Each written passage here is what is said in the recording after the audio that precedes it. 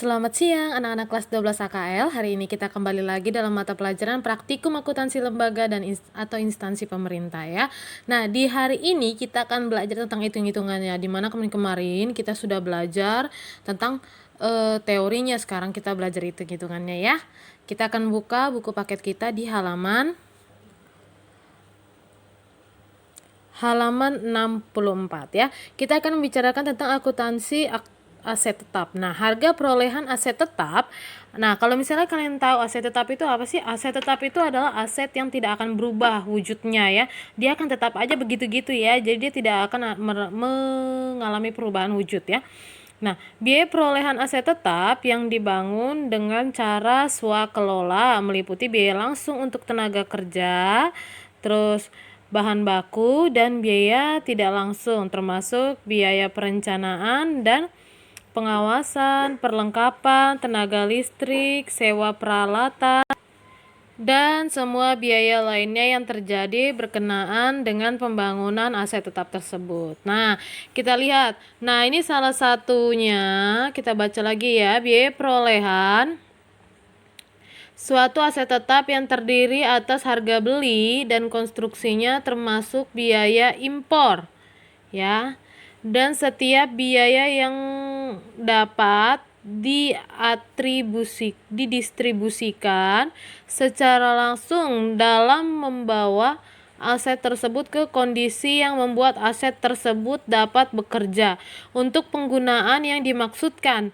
Biaya langsung meliputi biaya persiapan tempat, biaya pengiriman awal, dan biaya simpan dan bongkar muat, biaya pemasangan, biaya profesional, dan biaya konstruksi. Nah, itu adalah biaya langsungnya. Nah, salah satu aset tetap itu yang pertama adalah tanah. Tanah diakui sebesar biaya perolehan. Nah, biaya perolehan mencakup harga pembelian atau biaya pembebasan tanah. Nah, biaya yang dikeluarkan dalam rangka memperoleh hak, biaya pematangan, pengukuran, penimbunan, dan biaya lainnya yang dikeluarkan ataupun yang masih harus dikeluarkan sampai tanah tersebut siap pakai. Nilai tanah juga meliputi nilai bangunan tua yang terletak pada tanah yang dibeli. Nah, tersebut. Jika bangunan tua tersebut dimaksudkan untuk dimusnahkan.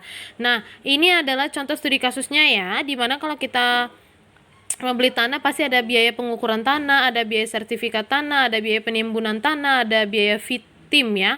FITIM itu kayak misalnya fee untuk tim pengadaan ya.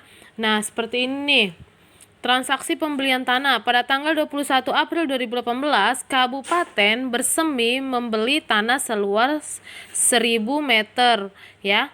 Seharga 1.500.000 per meter persegi ya. Dan telah dilakukan pembayaran dengan SPM LS nomor 2200 dan SP2D nomor 550. Selain biaya pembelian tanah dikeluarkan pula. Nah, ini selain pembelian tanah ada pembelian yang lainnya. Ada biaya pengukuran tanah sebesar 6 juta, biaya sertifikat tanah 15 juta. Terus biaya penimbunan tanah 7.500.000, biaya fee tim pengadaan tanah sebesar 15 juta. Nah, ini biaya fee tim pengadaan sebesar 15 juta. Berdasarkan data tersebut, bendahara barang melakukan pencatatan atas nilai tanah sebagai berikut. Nah, kan pembelian tanahnya kan, nah ini dibilangnya 1.500.000 ya, karena itu 1.500.000 dikali dengan 1000 berarti 1.500.000.000 dan biaya pengukuran tanah 6 juta dari soal, biaya sertifikat tanah 15 juta dari soal, biaya penimbunan tanah 7.500.000 dari soal, biaya fitim pengadaan tanah 15 juta dari soal. Nah, ini kalau misalnya ditambahkan maka hasilnya menjadi 1.543.500.000 ya. Nah, setelah itu kita akan membuat jurnalnya. Oke, kita akan lihat ya jurnalnya seperti apa. Nah, di sini ada jurnalnya ya. Jurnalnya yaitu tanah pada kas di kas daerah, yaitu karena kita kan membeli tanah ya, karena kita ingin menambah aset tetap kita yaitu sebuah tanah. Nah, maka itu kita beli tanah, tanahnya kita punya, dan tapi kas kita mengeluarkan uang sebesar 1.543.500.000 ya. Jadi jurnalnya itu tanah pada kas di kas daerah ya. Itu untuk laporan operasionalnya yang terjadi di lapangan ya. Tapi kalau misalnya laporan realisasi anggaran, jurnalnya yaitu belanja modal tanah pada estimasi perubahan SAL. Ingat ya, estimasi perubahan SAL ya. Nah, sebesar 1.543.500.000 ya. Nah, selain tanah, kita memiliki peralatan dan mesin. Nah, biaya perolehan peralatan dan mesin menggambarkan jumlah pengeluaran yang telah dan yang masih harus dilakukan untuk memperoleh peralatan dan mesin tersebut sampai siap pakai. Biaya ini antara lain meliputi harga pembelian, biaya pengangkutan, biaya instalasi, serta biaya langsung lainnya untuk memperoleh dan mempersiapkan sampai peralatan dan mesin tersebut siap digunakan. Nah, kita ada contoh studi kasus juga untuk peralatan dan mesin. Nah, pada tanggal 12 April 2018 dilakukan pembelian 20 unit komputer senilai 100 juta. Dan telah dilakukan pembayaran dengan SPM LS nomor 2250 dan SP2D nomor 555 ya. Jurnal transaksi pembelian peralatan dan komputer adalah sebagai berikut. Nah, kita lihat nih transaksinya untuk laporan operasionalnya itu komputer pada kas di kas daerah yaitu sebesar 100 juta ya. Nah, laporan realisasi anggarannya tadi sama seperti tanah, cuman bedanya di sini adalah belanja modal komputer pada estimasi perubahan SAL sebesar 100 juta ya. Nah, selain dari tanah, peralatan dan mesin, sekarang ada gedung dan bangunan. Biaya perolehan gedung dan bangunan menggambarkan seluruh biaya yang dikeluarkan dan yang masih harus dikeluarkan untuk memperoleh gedung dan bangunan sampai siap pakai. Biaya ini antara lain meliputi harga pembelian dan biaya konstruksi, biaya pengurusan IMB, notaris, dan pajak. Nah, masing-masing dari aktiva tetap pasti ada biaya-biayanya masing-masing ya. Dan itu biayanya sih biasanya tergantung dari si aktiva tetapnya. Jadi kalau misalnya dia peralatan mesin, biasanya dikeluarkan untuk apa aja, kalau tanah untuk apa aja, dan kalau gedung untuk apa aja gitu. Nah, kita di sini lihat ada contoh studi kasus 2 ya. Pada tanggal 31 Mei 2018 telah diselesaikan pembangunan gedung bangunan senilai 2.250.000.000 ya. Nah, dan telah dilakukan pembayaran dengan SPM LS nomor 2260 dan SP2D nomor 610. Bangunan tersebut berada di atas tanah seharga 750 juta. Nah, berarti kan bangunannya itu adalah 2.250 juta. Nah, ini bangunannya doang. Dan ternyata bangunan tersebut ada di atas tanah sebesar 750 juta. Nah, berdasarkan data tersebut, kita akan membuatkan jurnalnya. Otomatis kalau misalnya kita membeli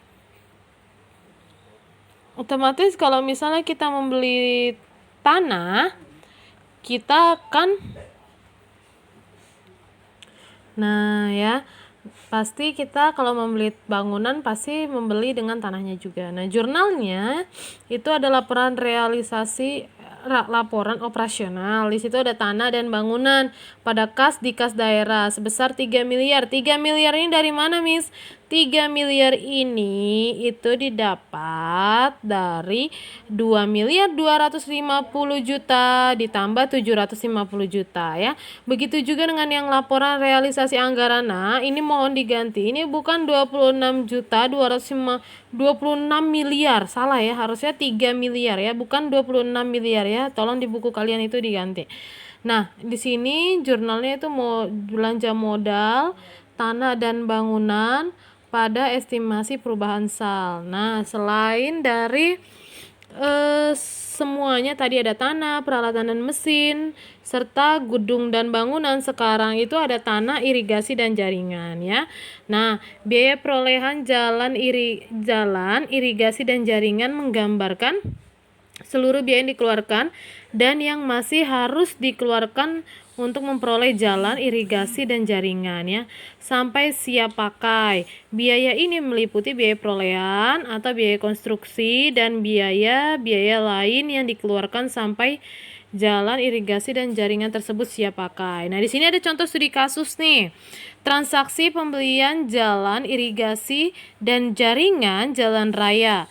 Pada tanggal 12 Juli 2018 dilakukan pembangunan jalan raya dan telah dilakukan pembayaran termin pertama sebesar 15 miliar dengan SPM nomor 2260 dan SP2D nomor 610. Sementara pembayaran termin terakhir sebesar 10 miliar dengan SPM nomor 2270 dan SP2D nomor 710 pada tanggal 10 Oktober. Nah, kita buatkan jurnalnya ya. Ini untuk laporan laporan operasionalnya. Di sini ada uang muka pembangunan jalan raya kas daerah ya. Ini termin pertama ya.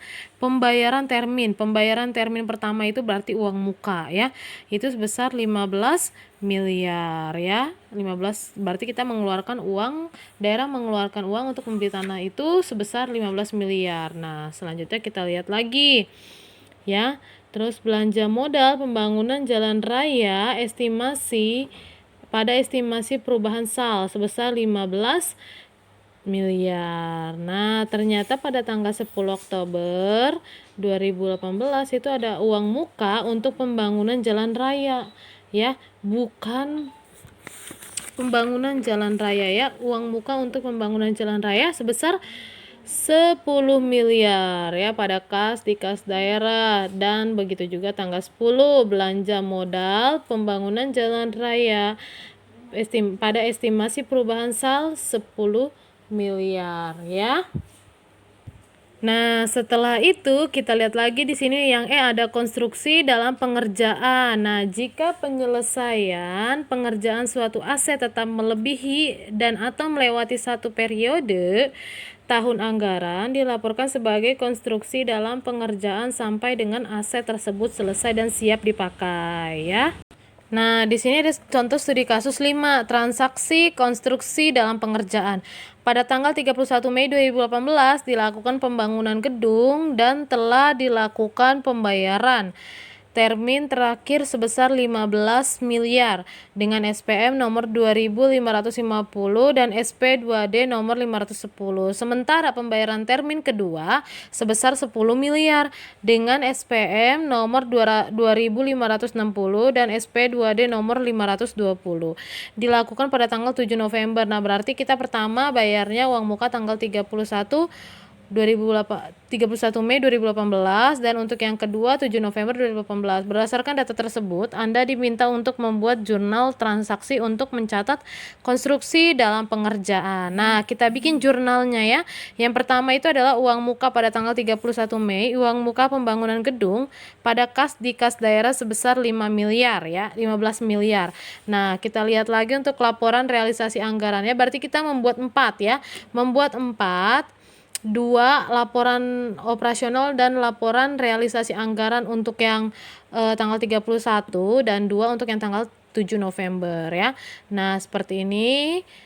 Belanja modal pembangunan gedung 15 miliar dan di sini tanggal 7 November ini pembayaran termin yang kedua yaitu sebesar 10 miliar.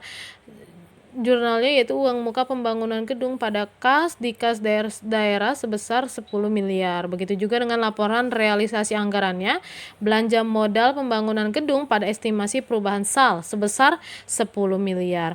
Nah, sampai akhir tahun 2018 pengerjaan pembangunan gedung belum selesai, yang membuat pengerjaan pembangunan ini akan dilanjutkan pada tahun 2019. Dalam penyusunan neraca akan dibuat jurnal atas konstruksi dalam pengerjaan. Jurnal atas konstruksi dalam pengerjaan untuk pembangunan gedung adalah sebagai berikut. Nah, ini laporannya itu untuk yang sudah kita bayarkan ya, untuk uang muka pembangunan gedungnya. Nah, nih laporan operasionalnya konstruksi dalam pengerjaan gedung. Nah, 25 miliar didapat dari mana? Yaitu 10 miliar ditambah dengan 15 miliar pada uang muka pembangunan gedung. Untuk laporan realisasi anggarannya tidak ada ya, karena jurnal yang kita buat adalah jurnal atas konstruksi dalam pengerjaan untuk pembangunan gedung adalah sebagai berikut. Jadi ini untuk pembangunan gedung yang akan kita lanjutkan di tahun 2019 ya.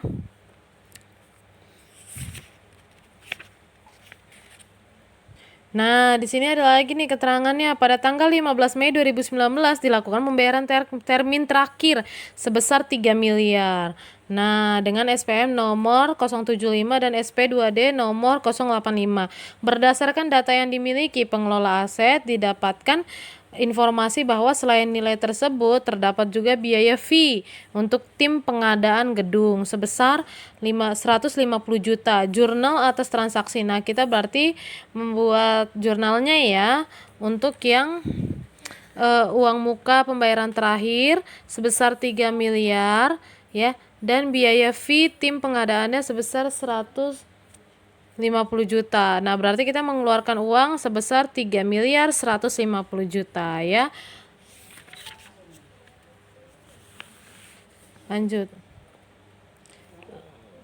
Laporan realisasi anggaran. Nah, belanja modal pada pembangunan gedung, biaya fee tim pada estimasi perubahan SAL yaitu sebesar 3 miliar 150 juta ya. Pembangunan gedung ini dinyatakan selesai pada tanggal 30 Mei 2019. Jurnal transaksi atas jasa konstruksi dalam pengerjaan yang direklasifikasi menjadi aset tetap adalah sebagai berikut. Nah, di sini ada gedung dan bangunan ya. Kita lihat jurnalnya ya, gedung dan bangunan pada uang muka pembangunan, konstruksi, dan pengerjaan gedung. Nah, ini itu didapat semua dari uang mukanya ya. Yang pertama itu adalah 15. Nah, untuk yang pembayaran yang kedua yaitu sebesar 10 juta. Dan ini untuk pembayaran yang ketiga yaitu 3 miliar 150 juta ya. Jadi kalau misalnya dihitung, kita untuk mengeluarkan untuk pembangunan gedung ini yaitu sebesar 28 juta 150 ribu. Begitu juga untuk modal, belanja modal, gedung, bangunan. Ini jurnal untuk LRA-nya, laporan realisasi anggarannya pada uang muka pembangunan konstruksi dalam pengerjaan gedung ya. Jadi seperti itu ya, Nak ya. Nah, teorinya materi hari ini sampai di sini. Minggu yang akan datang kita akan lanjutkan, dan untuk yang PH 3 itu akan keluar yang hari ini Miss jelaskan ya. Itu sampai E ya, dari A sampai E. Nah, untuk tugas kalian kerjakan studi kasus 1 ya. Studi kasus 1 halaman 97. Terus studi kasus 2, mana studi kasus 2? Studi kasus 2, studi kasus 1, studi kasus 2, terus studi kasus 3 dan studi kasus 4. Itu aja.